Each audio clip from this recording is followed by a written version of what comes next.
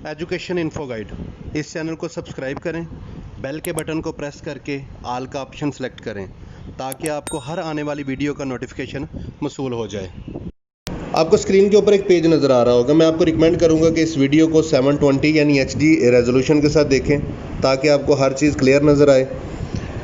ये दो पेजेस हैं, एक पेज आपको स्क्रीन पे नज़र आ रहा है, एक पेज और है। इन दोनों पेजेस के ऊपर तमाम की तमाम कैटेगरीज, क्लासेस, इनकी प्रमोशन पॉलिसी, स्पेशल एग्ज़ाम में कौन अपीयर होंगे, कौन नहीं होंगे और कौन आगे प्रमोट हो चुके हैं, ये सारा कुछ इसके अंदर बताया गया है।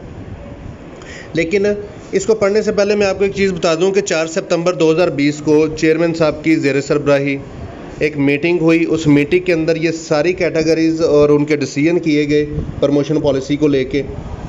ये दो पेजेस हैं। इस वीडियो को बड़े गौर से सुनिएगा भी और देखिएगा भी ताकि आपको हर चीज़ जो है वो क्लियर हो जाए। हाँ, इन पेजेस की तरफ जाने से पहले मैं आपको एक चीज़ बता दूं कि इसके ऊपर सारी की सारी कैटेगरीज जो हैं वो इंटरमीडिएट की है। 9th और 10th की क्यों नहीं है वो मैं आपको क्लियर कर दूं। 10th की तो हुई है मार्किंग, 10th की मार्किंग हुई है, उसका रिज़ल्ट आना है। अब 14 सितंबर जो है वो डेट दी गई है इसके रिज़ल्ट की। तो मैट्रिक का तो 10th का आएगा रिज़ल्ट, और वो स्टूडेंट्स जिन्होंने 9th और 10th दोनों के पेपर्स देने थे, यानी 9th के भी और 10th के भी, तो 10th की मार्किंग जो हो रही है, जितने मार्क्स 10th में आएंगे उतने ही उनको 9th में दे दिए जाएंगे। अगर कुछ बच्चे जिनके 9th में 2 लेस देन पास मार्क्स थे और 10th के साथ उन्होंने 9th के उन 2 सब्जेक्ट्स का भी एडमिशन भेजा था, 10th के तो पेपर हो गए, 9th के उन 2 सब्जेक्ट्स के पेपर नहीं हुए, तो उनके साथ क्या होगा। 10th के उन सब्जेक्ट्स को देखा जाएगा, जितने मार्क्स 10th के उन सब्जेक्ट्स में हैं उतने ही उनको 9th के उन सब्जेक्ट्स में दे दिए जाएंगे। अब हम चलते हैं इन पेजेस की तरफ और इनके पॉइंट्स को देखते हैं कि इनके पॉइंट्स में क्या कहा गया है और कैटेगरीज कौन सी हैं और फार्मूला क्या लगाया गया है। अच्छा जी, नंबर 1 11वीं पास। मैं दोबारा रिकमेंड करूंगा कि इसकी रेजोल्यूशन 720 करके देखें ताकि आप इसको आसानी से पढ़ लें।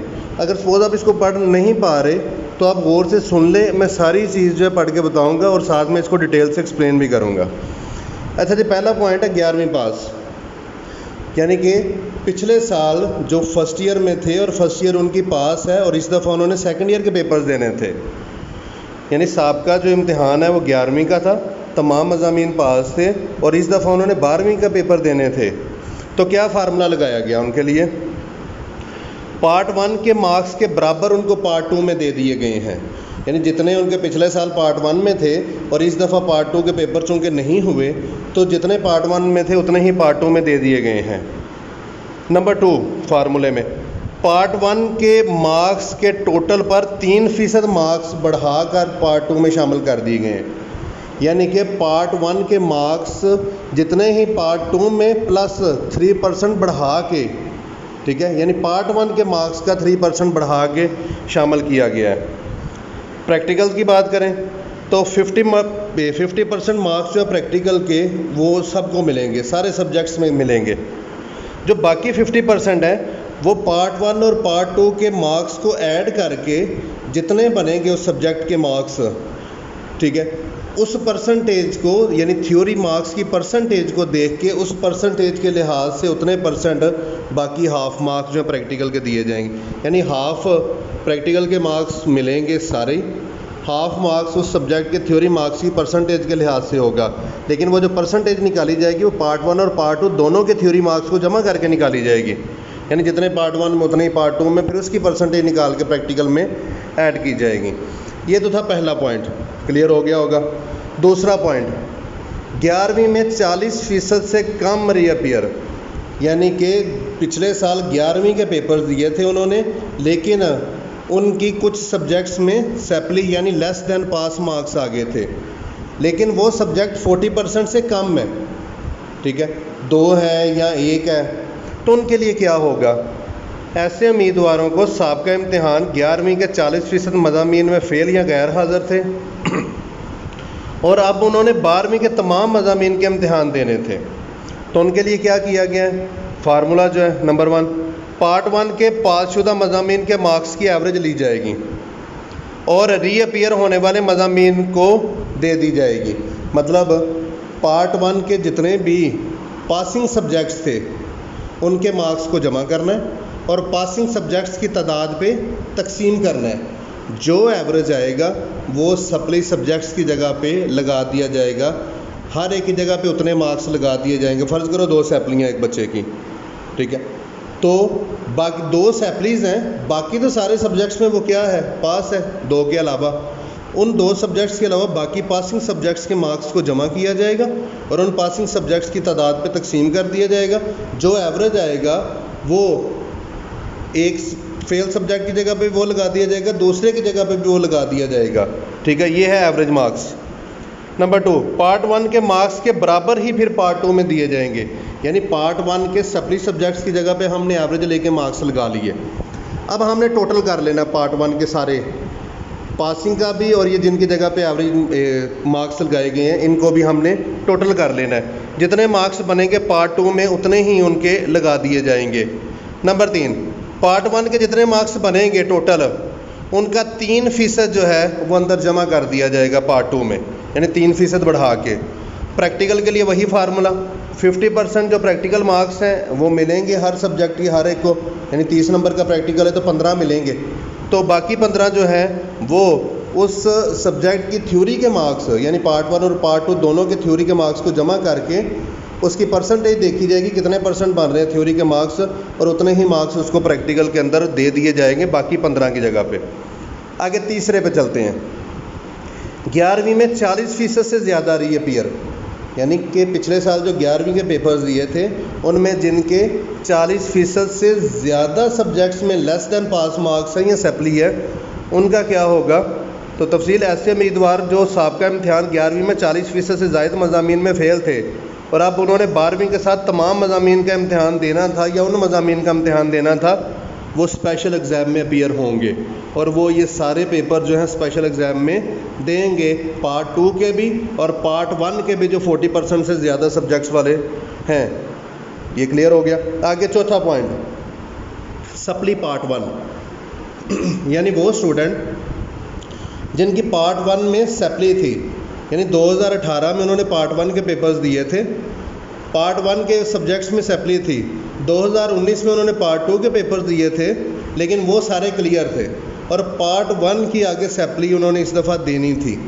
यहाँ उन्होंने 2019 में पार्ट 1 पार्ट 2 दोनों के ही पेपर्स दिए थे लेकिन पार्ट 2 क्लियर हो गया था लेकिन पार्ट 1 में सप्ली थी, यानी ये पॉइंट है पार्ट 1 में सप्ली सब्जेक्ट्स का।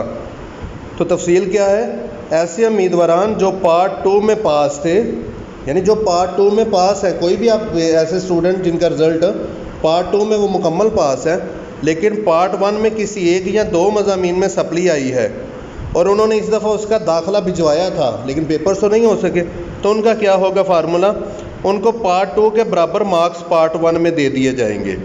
यानी जितने मार्क्स पार्ट 2 में हैं उतने ही उनको पार्ट 1 में दे दिए जाएंगे उन सब्जेक्ट्स की जगह पे। क्लियर हो गया।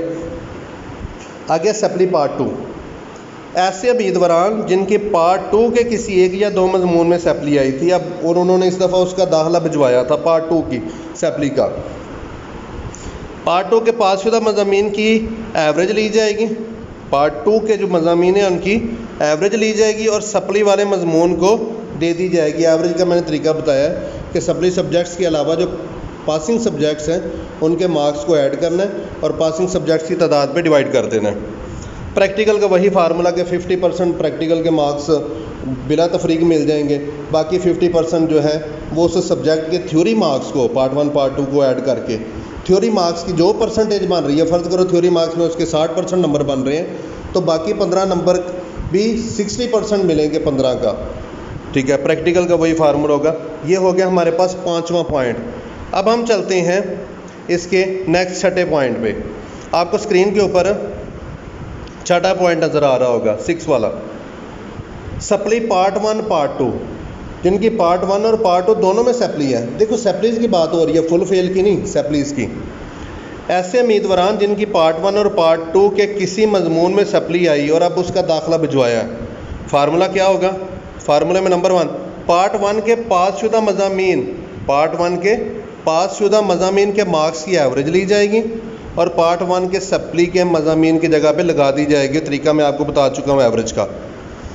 नंबर 2, पार्ट 2 के भी पास शुदा मज़ामीन के मार्क्स की एवरेज ली जाएगी और पार्ट 2 के सप्ली के मज़ामीन की जगह पे लगा दी जाएगी।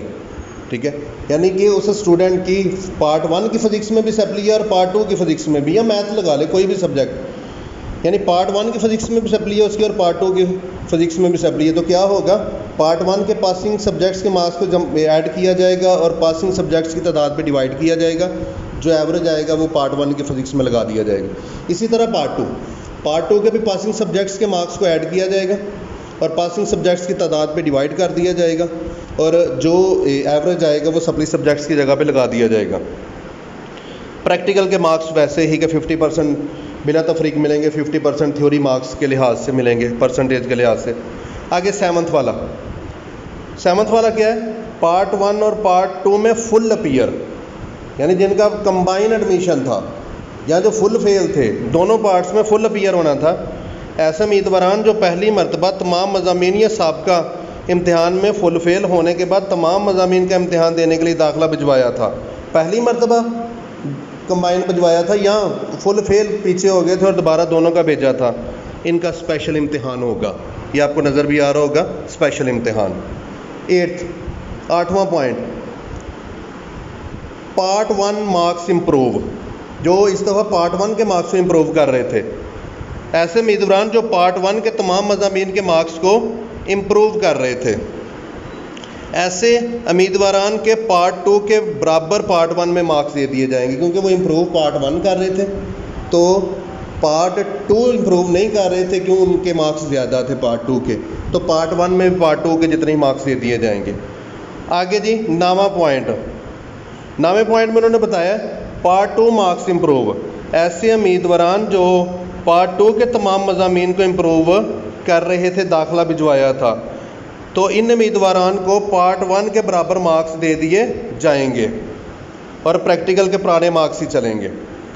10th वाला पॉइंट, पार्ट 1 और पार्ट 2 दोनों मार्क्स को इम्प्रूव कर रहे थे, यानी पार्ट 1 और पार्ट 2 दोनों पार्ट्स को इम्प्रूव कर रहे थे, तो ऐसे उम्मीदवार जो हैं इनको पार्ट 1 और पार्ट 2 के तमाम मज़ामीन के मार्क्स का दाखिला चूँकि भिजवाया था, कंबाइन कैटेगरी में ही आ जाता है, तो इनका क्या होगा, स्पेशल एग्ज़ाम।